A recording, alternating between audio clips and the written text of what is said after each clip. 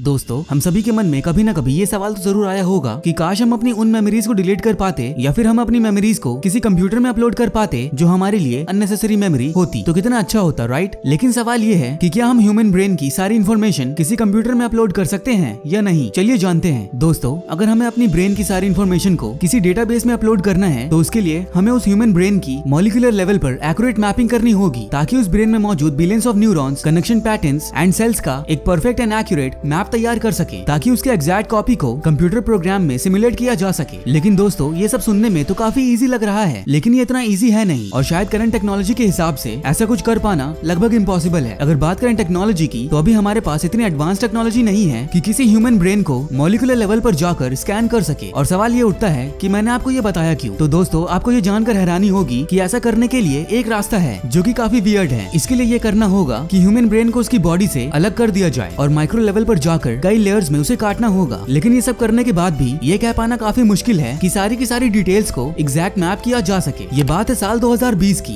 जब एक साइंटिस्ट की टीम ने एक चूहे पर ये एक्सपेरिमेंट किया। उन्होंने उस चूहे के छोटे से ब्रेन को सक्सेसफुली स्कैन किया था और इसके बाद जो साइंटिस्ट को रिजल्ट मिला, इसे सुनने के बाद आपके होश उड़ जाने वाले हैं। जिसमें 1 लाख से भी ज्यादा न्यूरॉन्स थे और 1 बिलियन सिनॉप्सिस के साथ साथ 4 किलोमीटर नर्व फाइबर्स की एक्यूरेट मैपिंग की गई थी। और इसे जानने के बाद आपके मन में ये सवाल आया होगा कि आखिर इसे कौन से मेथड से किया गया। दोस्तों, तो मैं आपको बता दूं कि इसे करने के लिए चूहे के ब्रेन के सिर्फ छोटे से हिस्से को 25,000 स्लाइसेस किए गए थे और उन्हें 5 अलग अलग इलेक्ट्रॉन माइक्रोस्कोप के थ्रू कंटिन्यूअसली 5 महीने तक स्कैन किया गया था। और इस पूरे प्रोसेस में 100 मिलियन इमेजेस कैप्चर की गई और बाद में इन सारी इमेजेस से एक 3D मॉडल तैयार किया गया। और इस 3D मॉडल को बनाने में कंप्यूटर ने पूरे के पूरे 3 महीने ले लिए। चौंक गए ना इसे सुनकर? अब आप और भी ज्यादा चौंकने वाले हैं क्योंकि इस पूरी की पूरी फाइल का साइज लगभग 20 लाख GB था। जी हाँ दोस्तों, आपने एकदम सही सुना। दोस्तों, अब आप ये सोच के देखिए कि एक छोटे से चूहे के छोटे से दिमाग का एक छोटे से हिस्से को एक डेटाबेस में स्टोर करने के लिए इतनी ज्यादा स्टोरेज की जरूरत पड़ेगी। तो आप ये बताइए कि अगर किसी ह्यूमन ब्रेन को स्टोर करना हो तो उसके लिए कितनी ही ज्यादा स्टोरेज की जरूरत पड़ेगी। चलिए छोड़िए, मैं बताता हूँ। दोस्तों, हमारी अर्थ पर जितनी भी डेटा स्टोरेज डिवाइसेज हैं, वो सारी की सारी किसी एक पर्टिकुलर ह्यूमन के ब्रेन के डेटा को स्टोर नहीं कर सकती। जी हाँ दोस्तों, और हमने तो सिर्फ एक ह्यूमन ब्रेन की डेटा को स्टोर करने की बात की है, लेकिन हमारे अर्थ पर तो 788.88 करोड़ पीपल्स हैं। दोस्तों, हमें फ्यूचर में अगर माइंड अपलोडिंग टेक्नोलॉजी को रियल बनाना है तो हमें infinite numbers of super computers चाहिए होंगे और हमें अनलिमिटेड स्टोरेज कैपेसिटी चाहिए होगी। दोस्तों, फिलहाल तो ऐसा कुछ कर पाना पूरी तरह से इम्पॉसिबल है, लेकिन हम फ्यूचर का कुछ भी नहीं कह सकते। और क्या पता हमें एक ऐसा सोर्स मिल जाए जहां हम अपने अनलिमिटेड डेटा को स्टोर कर पाएंगे। और दोस्तों, आज के लिए बस इतना ही। आई होप कि इस वीडियो से आपको कुछ नया जानने को मिला होगा। ऐसे ही और वीडियोस देखने के लिए वीडियो को लाइक और चैनल को सब्सक्राइब करना ना भूलें।